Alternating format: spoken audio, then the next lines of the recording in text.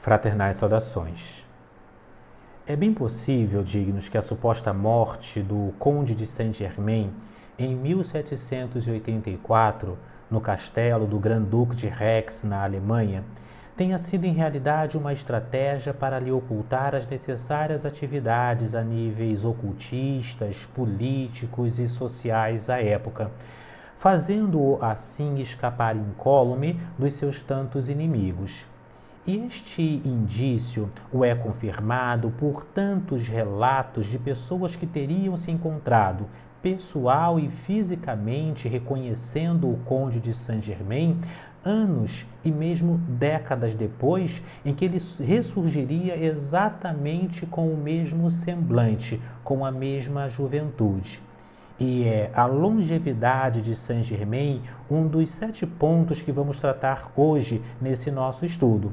Falaremos, número 1, sobre a longevidade de Saint-Germain, confirmado pelos seus contemporâneos ao longo de décadas, bem como, número 2, sobre o seu envolvimento com as ordens ocultistas, em especial a maçonaria, Rosa Cruz, teosofia e etc. O ponto de número 3, o seu papel e os seus dons e qualidades como alquimista.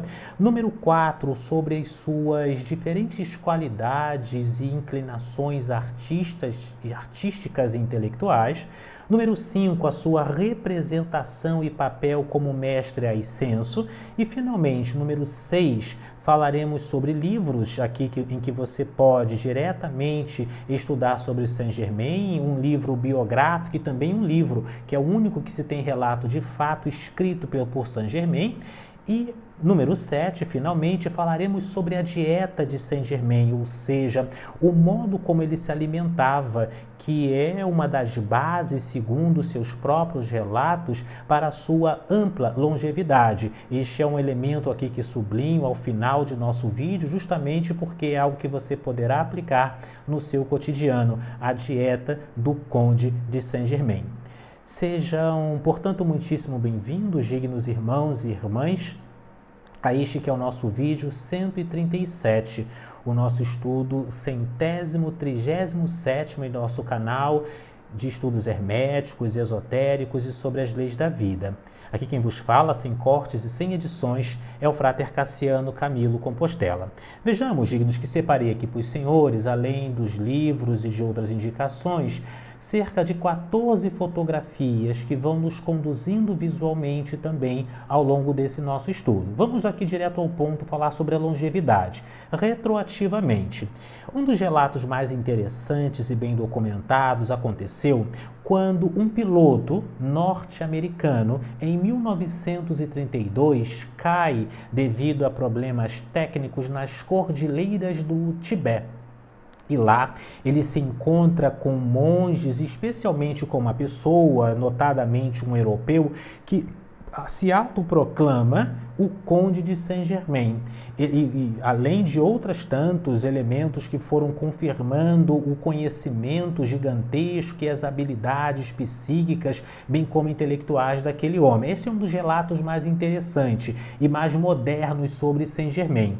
Vejamos que outro relato interessante ocorreu exatamente em 1926, em Roma, na Itália, quando ele se encontra, segundo os diários daqui, com o Charles Leadbeater, que foi uma das grandes personalidades sucessoras na segunda fase de Helena Petrovna Blavatsky. Então ele teria se encontrado pessoal e fisicamente com o Conde de Saint-Germain exatamente em 1926. Um outro relato interessante, retroativamente, é o encontro do Conde de Saint-Germain com Anne Besant.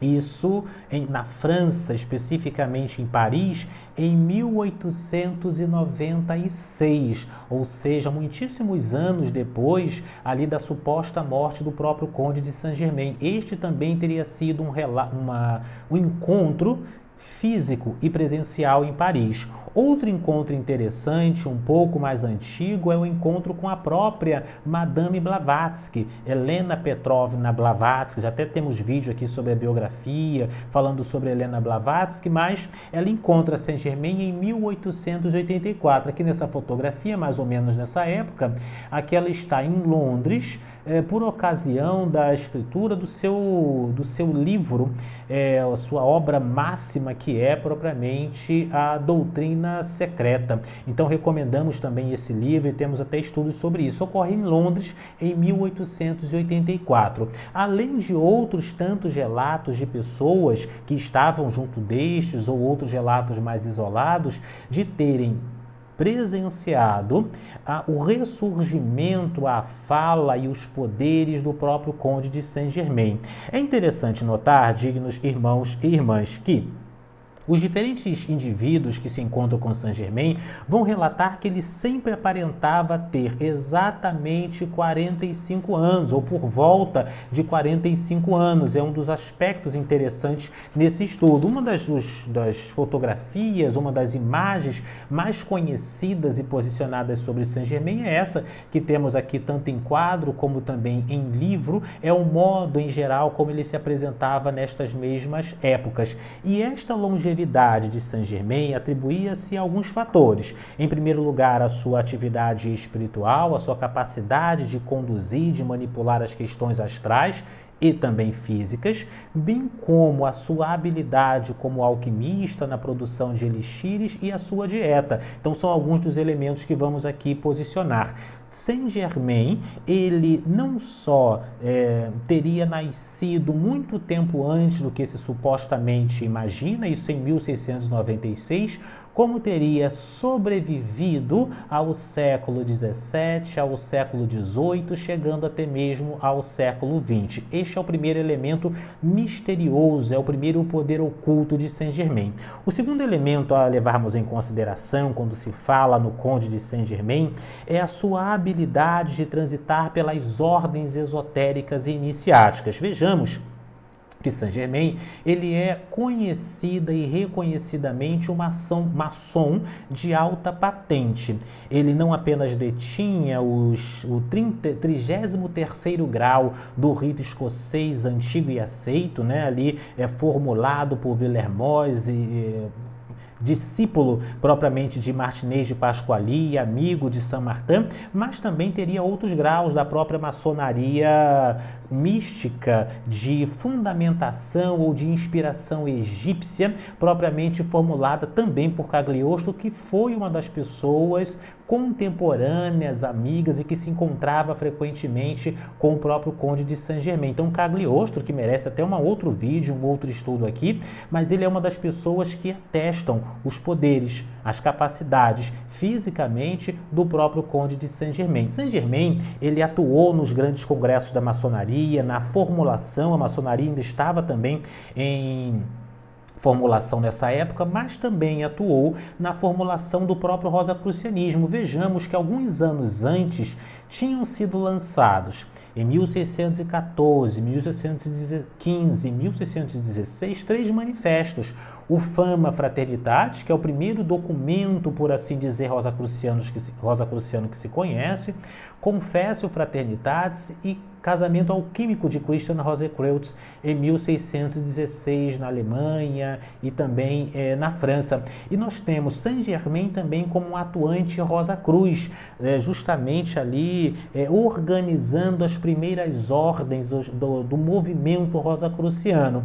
O papel de Saint-Germain também ali nesse rito místico de Memphis Mizraim vai se dar, e aqui nós temos o símbolo de Memphis Mizraim nessa maçonaria um tanto quanto mais mística. Ele é um dos grandes inspiradores para os graus filosóficos, os graus mais elevados e mais místicos da maçonaria. Outra influência interessante de Saint-Germain no ocultismo é na Sociedade Teosófica. Vejamos que a Sociedade Teosófica foi fundada em 1875 em Londres pelas mãos de Helena Blavatsky, Coronel Olcott, e aqui nós temos uma fotografia, uma suposta fotografia, não se sabe se de fato é uma pintura, uma fotografia, enfim, mas nós temos Helena Blavatsky aqui sentada, é uma fotografia até clássica, e outros 3 mestres, né? Dentre os quais aqui nós temos Saint-Germain, ao lado nós temos Kuthumi e El Morya.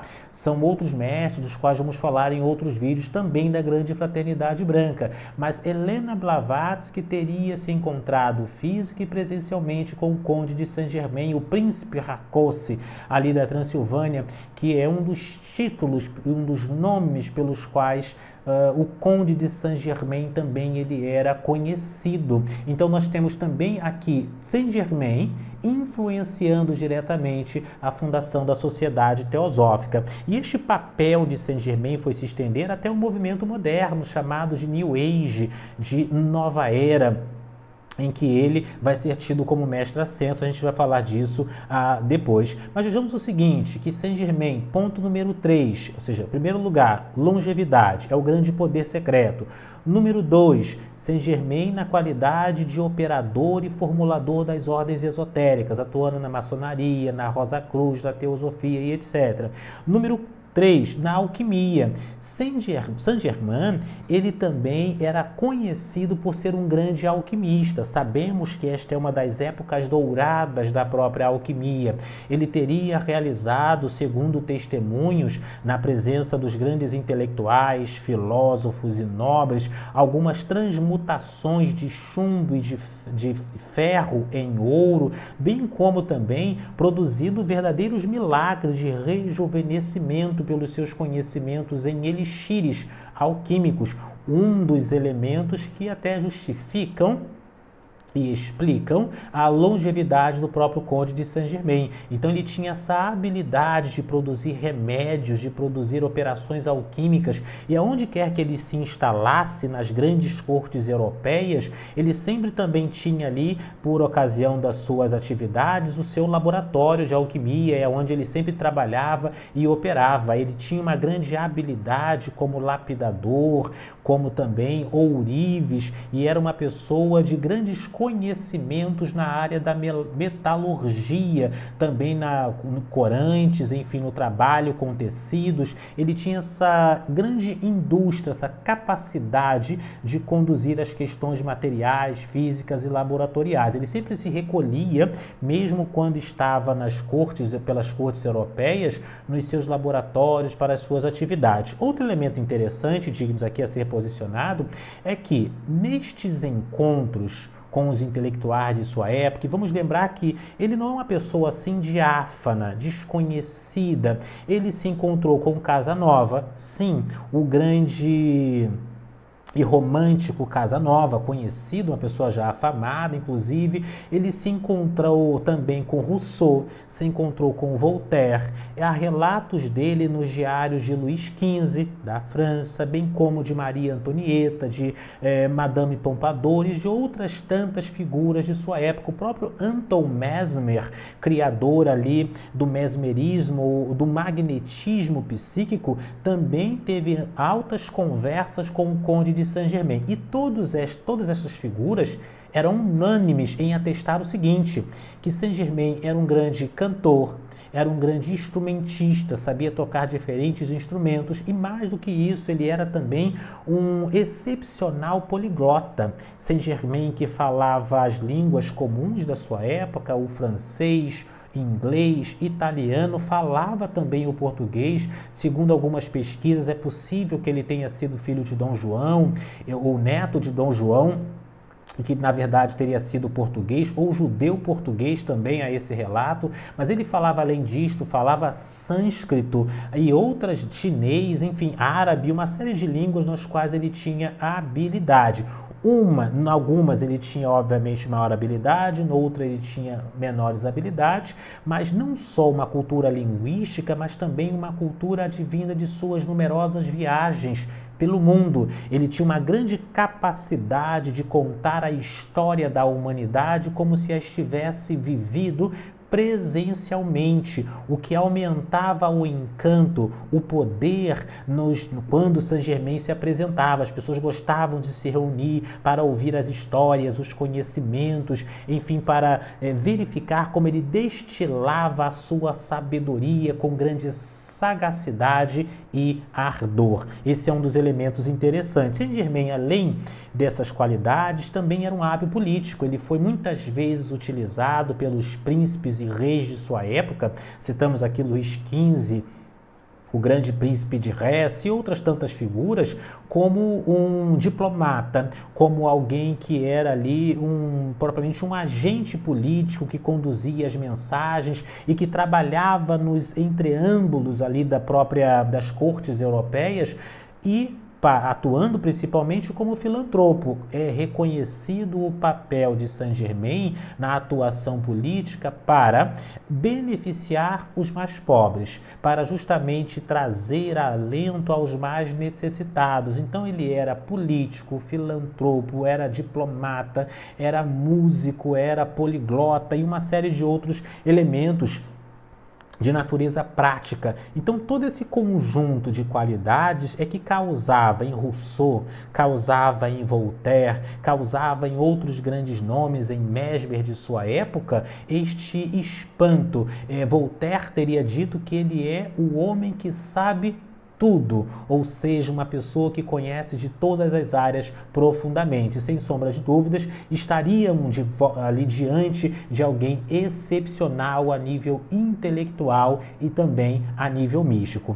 O ponto de número 5, dignos, é o papel de Saint-Germain. Mas vejamos o seguinte, aqui nós temos uma fotografia, na verdade uma pintura do Conde de Saint-Germain, que se aproxima dos relatos de sua época. Também esta aqui é uma das mais interessantes, também é mais próxima do que nós temos como teria sido a imagem e o aspecto físico do Conde de Saint-Germain, mas Saint-Germain, ponto número 5, ele é apresentado também como um grande mestre ascenso. E esta transição de grande cortesão, ou seja, alguém que vivia nas cortes, como um grande filantropo, alquimista, para o papel de mestre ascenso, se deve principalmente à influência de Helena Blavatsky, numa primeira instância, e depois do próprio Charles Leadbeater, numa segunda instância. Então ele passa a coordenar ou a ser visto como um coordenador de um dos raios. Ele é um Koran,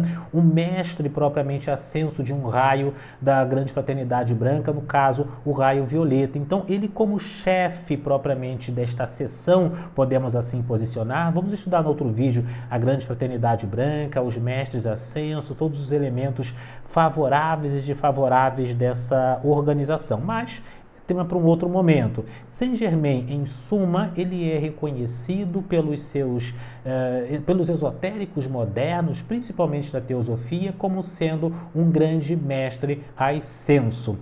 E aqui nós temos uma das imagens que é utilizada quando se fala em Saint-Germain como mestre ascenso, e outras tantas. Aqui, como ele é um mestre do raio violeta, existem organizações e fraternidades que especificamente trabalham na invocação de Saint-Germain como seu grande protetor, como seu grande mentor. Uma das fotografias que eu mais gosto, uma das imagens, um dos ícones que eu mais gosto de Saint-Germain é exatamente dele assim, com esse terno branco, é um tom um tanto quanto mais moderno. Eu acho bem mais interessante essa referência a Saint-Germain. E sim, ele atua também, pode ser invocado como mestre espiritual. O ponto de número 6, antes de entrarmos na dieta de Saint-Germain, são os livros. Claro, existem muitos livros de natureza mais ou menos mediúnicas sobre Saint-Germain. O livro do raio violeta, o livro de ouro de Saint-Germain, enfim, e uma série de outros, mas não são livros absolutamente confiáveis. Deve-se ler, claro, existem muitas mensagens interessantes e até produtivas a níveis astrais e reflexões espirituais, de despertar da consciência, mas não necessariamente pode-se confiar como sendo uma obra fidedignamente de Saint-Germain. Eu vou indicar para os senhores duas obras importantes. Uma que é uma obra um tanto quanto mais rara de encontrar, temos aqui em algum lugar de nosso laboratório, que é a Santíssima Trinosofia. É um livro livro atribuído à própria pena, mão, à autoria do Conde de Saint-Germain. É, em realidade, o único livro que se atribui ao Conde de Saint-Germain. Recomendo que você adquira esse livro. Há, inclusive, lançamentos desse livro em português. É algo um tanto quanto difícil de se encontrar, mas se você tiver interesse, pode procurar em sebos, pela internet. Chama-se Trinosofia de Saint-Germain. Indicamos. E um outro livro interessante, dignos do próprio Conde de Saint-Germain, é de Isabel Cooper Oakley, que é esse livro aqui que tenho em mãos, né, da editora Pensamento, né, que está ligado ao Conde de Saint-Germain de uma forma indireta, né, porque vejamos, quem fundou a editora Pensamento foi o Antônio Olívio Rodrigues, que por sua vez era ligado a Papos, que era diretamente ligado ao Luiz Claude de Saint-Martin, e por sua vez Luiz Claude de Saint-Martin era contemporâneo e amigo também do Conde de Saint-Germain. Então é uma ligação interessante. Então recomendo esses dois livros sobre o Conde de Saint-Germain. O restante são livros um tanto quanto, podemos dizer, apócrifos, que não dizem respeito propriamente à autoria real de Saint-Germain. E por fim, a dieta, para fecharmos este nosso vídeo. Se você está assistindo até o final, deixa aqui nos comentários. Sou um apoiador, uma apoiadora deste canal, assistindo até o final. Bem, a dieta de Saint-Germain consistia basicamente, em primeiro lugar, na abstenção de quaisquer produtos de origem animal. Este é um dos elementos interessantes. Mesmo naquela época em que este pensamento não estava tão vigoroso e forte, ele já se abstinha de quaisquer coisa de origem animal. Ele era absolutamente vegano, né? Nem vegetariano, ele era vegano. Ponto número 2. Saint-Germain comia muito pouco e ele recomendava isso para as pessoas. Quão menos se come, mais saúde e longevidade se tem. É algo até pertencente a algumas dietas especiais da modernidade, em que você desacelera o metabolismo e também desacelera o envelhecimento, tornando assim a mecânica do funcionamento fisiológico muito mais fluida. É algo que recomendo que você também reflita sobre isso. Alguns desses elementos aplico também no meu cotidiano. Outro elemento interessante da alimentação de Saint-Germain, além de comer pouco, é que ele comia sempre produtos não cozidos, não industrializados, não manufaturados. Então ele comia sempre alimentos naturais, sejam frutas e principalmente sementes. Então são 3 aspectos da alimentação de Saint-Germain que, segundo ele próprio, contribuíam para a sua plena aparência jovial, para a manutenção, inclusive, da sua longevidade. Não apenas isso, claro, mas também é o fator espiritual e aos seus elixires alquímicos. É esta a combinação propriamente que Saint-Germain atribuía à sua grande longevidade e à sua capacidade de manter a vitalidade ao longo do tempo. Estes foram, dignos irmãos e irmãs, aqui os 7 elementos fundamentais de grande poder, de grande curiosidade acerca desse personagem cujo nome deve ser conhecido e estudado por todos aqueles que se dedicam ao hermetismo e à filosofia esotérica na prática e também no estudo teórico. Digníssimos irmãos e irmãs, deixe aqui nos comentários suas sugestões para os próximos vídeos. Até o nosso estudo 138. Paz profunda.